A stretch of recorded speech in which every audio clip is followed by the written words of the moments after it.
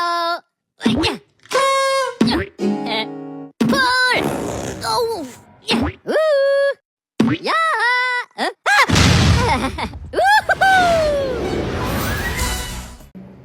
Assalamualaikum warahmatullahi wabarakatuh.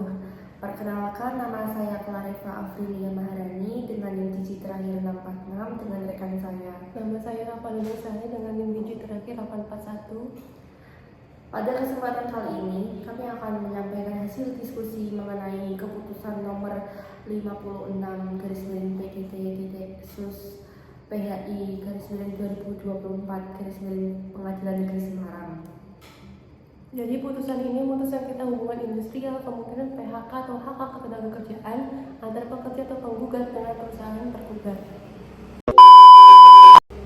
Dari kasus ini tuh menarik banget untuk dibahas, guys. Jadi identitas para pihak dan fakta dasar itu ada penggugat yang bernama Bapak Sudirno dan Bapak Mulyono, lebih dari satu penggugat. Nah, di posisi atau golongan beliau ini bekerja sebagai caddy di lapangan golf Semarang Royal Golf.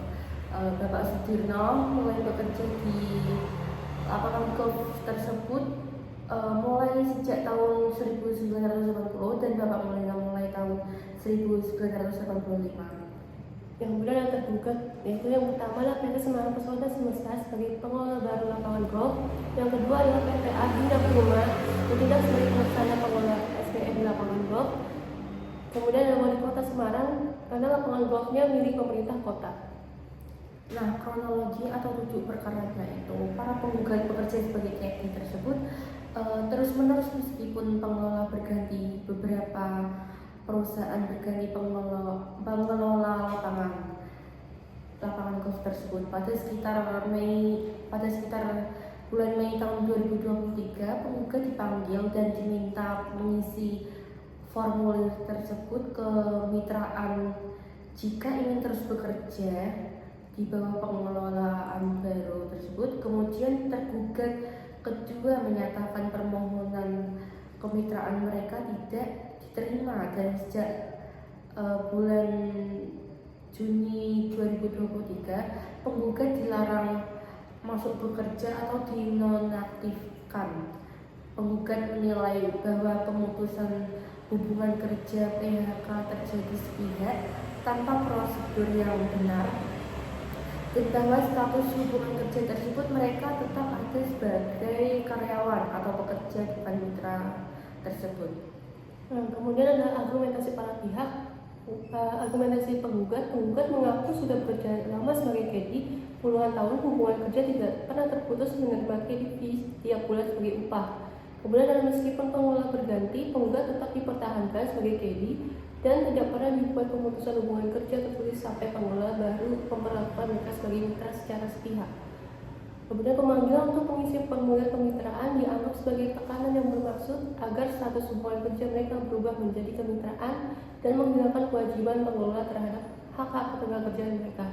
Terakhir ada penolakan permohonan kemitraan dan larangan bekerja dianggap sebagai tindakan pengakhiran hubungan kerja sepihak tanpa dasar hukum yang sah dan tanpa melalui penyelesaian konflik industrial, mediasi atau tripartit. Argumentasi tergugat 1 dan 2. Tergugat 1 yaitu PT Semarang Pesona Semesta menyatakan bahwa PT Semarang Pesona Semesta tidak pernah menjadi pihak yang memiliki hubungan kerja langsung dengan para penggugat tersebut. Menurut perjanjian pengelolaan SDM telah dialihkan ke tergugat 2, sehingga tanggung jawab terhadap pekerja berada di tangan tergugat 2 tersebut, bukan tergugat 1. Mengajukan eksepsi bahwa gugatan cacat formil penggugat tidak melampirkan risalah, mediasi atau anjuran dari Disnaker yang menyebut tergugat 1 sebagai pihak, sehingga gugatan terhadap tergugat 1 dianggap prematur atau tidak memenuhi persyaratan formil menurut Undang-Undang Nomor 2 Tahun 2004 terkait gugatan PHI, menyebut bahwa perjanjian kerjasama antara PT Semarang Pesona Semesta dan PT Adina Prima mengatur bahwa tanggung jawab pengelolaan SDM tersebut berada pada PT PT Ardina Prima, sehingga tergugat 1 dibebaskan dari tuntutan pekerja perihal kewajiban ketenagakerjaan. Kemudian yang tergugat yang kedua adalah PT Ardina Prima menyanggah bahwa proses tripartit atau mediasi belum benar-benar dilakukan atau bukti kegagalannya atau salah perundingan tripartit yang tidak dilakukan oleh penggugat dalam gugatan ke pengadilan, menyatakan bahwa unsur hubungan kerja perintah pekerjaan dan upah perlu diuji karena sebagai KD, aspek perintah dan kontrol manajemen mungkin tidak cukup kuat untuk dikualifikasi sebagai pekerja menurut definisi hukum hubungan kerja. Mereka menyatakan status KD sebagai bukan pekerja biasa. Nah, hasil keputusan tersebut, Majelis Hakim menyatakan bahwa gugatan penggugat terhadap tergugat 1 yaitu PT Semarang Pesona Semesta ditolak karena gugatan dianggap cacat formil prematur. Gugatan dinyatakan tidak dapat diterima net or legal verklar terhadap tergugat 1 karena penggugat tidak melampirkan risalah mediasi yang melibatkan tergugat 1 sebagai pihak dan tidak memenuhi ketentuan pasal 83 Undang-Undang Nomor 2 Tahun 2004 tentang penyelesaian perselisihan hubungan judisial. Dengan dikabulkannya eksepsi tergugat 1, hakim menghentikan lebih lanjut pemeriksaan pokok terhadap tergugat 1 sehingga tidak memutus hak penggugat dalam pokok perkara terhadap tergugat 1 karena eksepsi tergugat 1 dikabulkan terlebih dahulu. Hakim menilai bahwa pemeriksaan terhadap eksepsi dan dalil tergugat 2 PT Ardina tadi dan keterkaitan turut tergugat tidak perlu diteruskan. Putusan dibacakan pada tanggal 14 Januari 2025 dan dinyatakan tetap, artinya tidak diganggu lebih lanjut.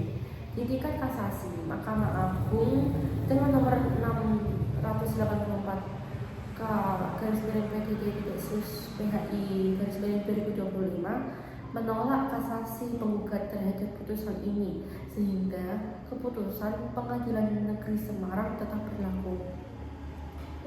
Jika ada beberapa catatan kritis terhadap putusan dan argumentasi para pihak. Yang pertama adalah fokus pada aspek formil sebelum pokok perkara. Hakim memilih untuk menolak gugatan terhadap tergugat 1 dengan dasar cacat formil tanpa menyentuh pokok apakah hubungan kerja ada atau tidak, atau apakah PHK sepihak telah terjadi secara melanggar hukum. Ini menunjukkan kecenderungan pengadilan untuk persidangan dari beban mengurai hubungan kerja jika persyaratan gugatan formil tidak dipenuhi. Dalam hal ini, meskipun argumen pokok penggugat ada kemungkinan kuat bahwa mereka sudah bekerja lama sebagai KD dan diperlakukan seperti pekerja biasa, hakim menolak untuk masuk ke sana karena kekurangan proses formal. Yang kedua adalah keterlibatan tergugat 1 sebagai subjek gugatan memang problematik. Penggugat tampak kurang hati-hati menyusun gugatan. Mereka membuatkan gugat pertama tanpa menyebutkan dalam proses mediasi atau risalah yang diajukan ke Disnaker. Risalah mediasi hanya menyebut tergugat yang kedua. Hal ini melemahkan posisi mereka karena tidak konsisten antara proses pralitigasi dengan gugatan pengadilan. Tergugat 1 itu berhasil meyakinkan pengadilan bahwa mereka bukan pihak yang berhubungan langsung dengan pekerjaan penggugat. Sementara tanggung jawab pengelolaan SDM dialihkan ke tergugat 2 dan bahwa kejadian kerjasama mengalihkan kewajiban pengelolaan pekerja ke tergugat 2. Argumentasi ini legal secara formal, meskipun dari perspektif keadilan pekerja bisa diperdebatkan. Yang ketiga, ada pernyataan tentang substansi hubungan kerja sebagai KD. Tergugat 2 mempertanyakan apakah unsur hubungan kerja, perintah kontrol, imbalan upah tetap benar-benar ada dalam praktik KD. Apakah KD bekerja atas perintah atau lebih sebagai mitra bidang? Ini aspek penting yang seyogianya diuji di pokok perkara. Dalam putusan ini, hakim tidak sampai pada penilaian substantif tersebut karena menyimak perkara di aspek formil. Jika nantinya di pengadilan yang lain atau dalam kasus lain, fakta-fakta menunjukkan pengendalian manajemen atas KD, supervisi pembagian tugas, maka penggugat bisa lebih kuat mendalilkan hubungan kerja. Yang keempat, ada implikasi terhadap hak jangka panjang penggugat.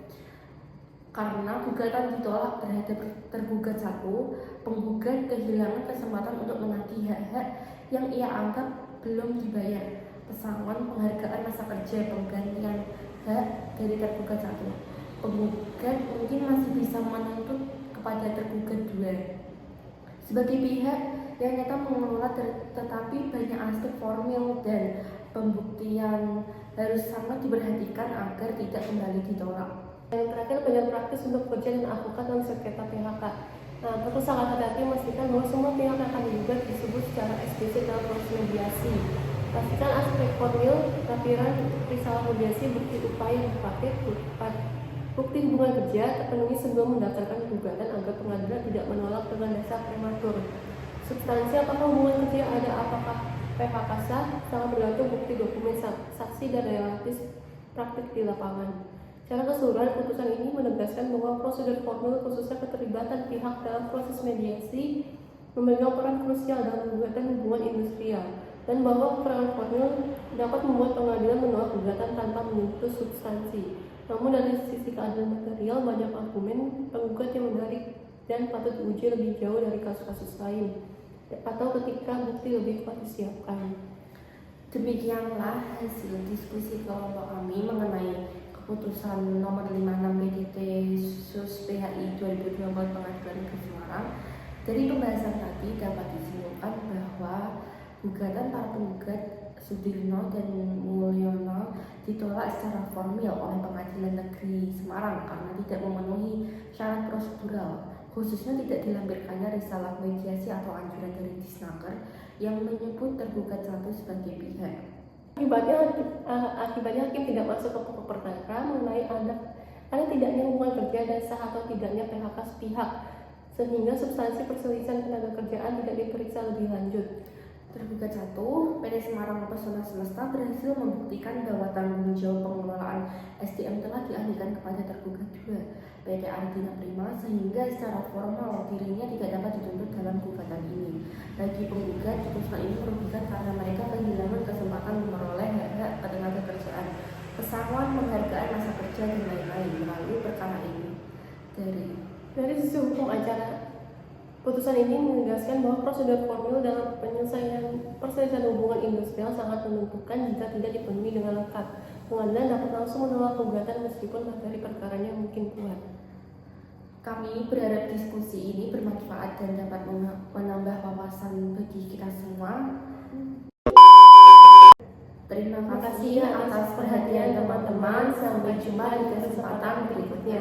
Wassalamualaikum warahmatullahi wabarakatuh.